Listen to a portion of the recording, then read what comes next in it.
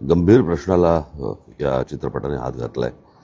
मी गेली अनेक वर्ष माझ्या भाषणांमधनं मी ही गोष्ट महाराष्ट्राला सतत सांगत आलो की आपल्याकडच्या जमिनी वाचवा, कारण जमीन हे तुमचं अस्तित्व आहे. खरं तर हा महाराष्ट्रामधला संपूर्ण महाराष्ट्राचा प्रश्न आहे. हा एकट्या कोकणामध्ये ही गोष्ट होते अशातला भाग नाही. महाराष्ट्रामधल्या अनेक ठिकाणच्या जमिनींचा हा विषय आहे, पण अत्यंत सुबोधने, अत्यंत चलाखीने हा विषय चित्रपटाच्या माध्यमातून मांडलाय आणि त्याला तो दशावताराचा त्याने ते सर्व रूपांमधनं ती गोष्ट आणली आहे. मी काय अर्थात चित्रपटाचं काही कथा सांगत नाहीये, पण अत्यंत उत्कृष्ट छायाचित्रण, संगीत आणि दिग्दर्शक सुबोध जरी असला तरी महाराष्ट्राने बोध घ्यावा असा हा चित्रपट आहे.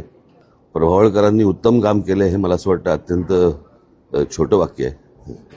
ते खूप मोठे आहेत आणि कमाल केले त्यांनी. बाकीच्याही कलावंत त्यांचे जे चित्रपटामधले आहेत प्रत्येकाने, महेश मांजरेकरनी उत्तम काम केलंय, साजेसं काम केलंय आणि प्रियदर्शनी ना त्यांनी सुंदर चांगलं काम केलंय. हा चित्रपट हा एंटरटेनमेंट आहेच त्याच्यात, पण म्हणून नाही पाहिला पाहिजे.